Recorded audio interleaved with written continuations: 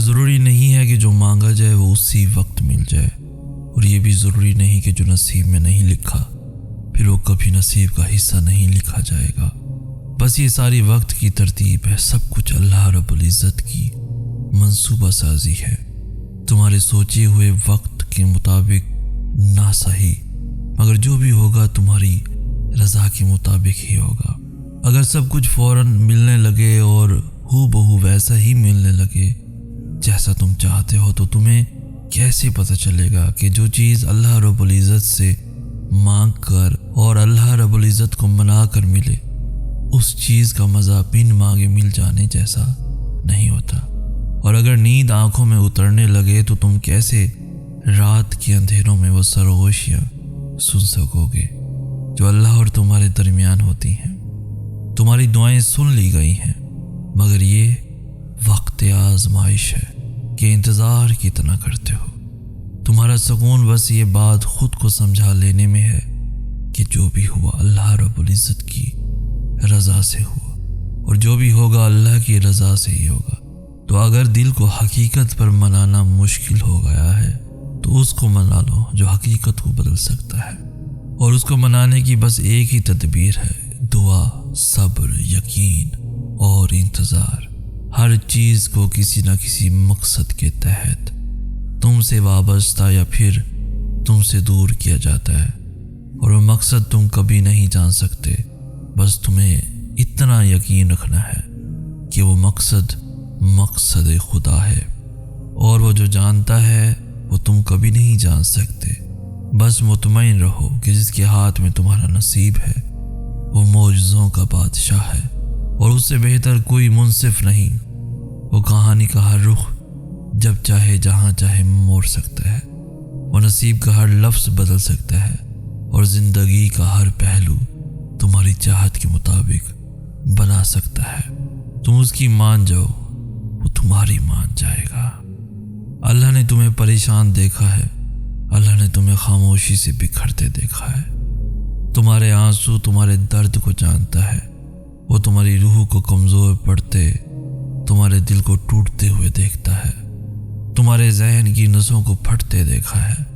آج ہمت کرو وہ باتیں سن کر جو تمہیں تکلیف دے رہی ہیں، جلد سب کچھ ٹھیک ہوگا۔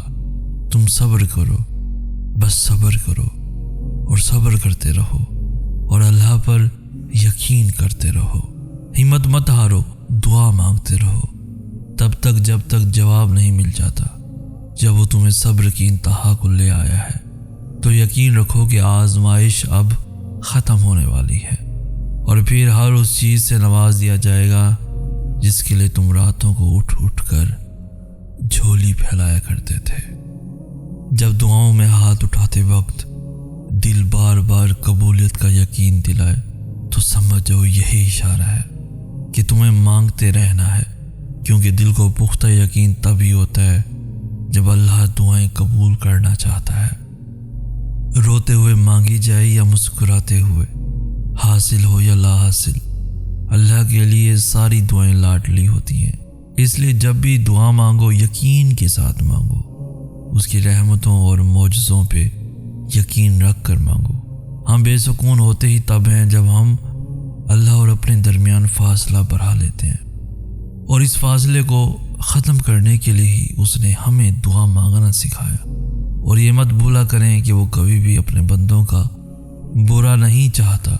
ہم خود ہی اپنے ساتھ زیادتی کرتے ہیں، ہم خود ہی لاکھ نعمتوں کے بعد بھی ان چیزوں کے پیچھے بھاگتے ہیں جو ہماری بے قدری کرتے ہیں اور لاپرواہی کرتی ہیں، لیکن پھر بھی ہم ان چیزوں، ان انسانوں کے لیے ضد کرتے رہتے ہیں جس سے ہمیں تکلیف کے سوا کچھ بھی نہیں ملتا۔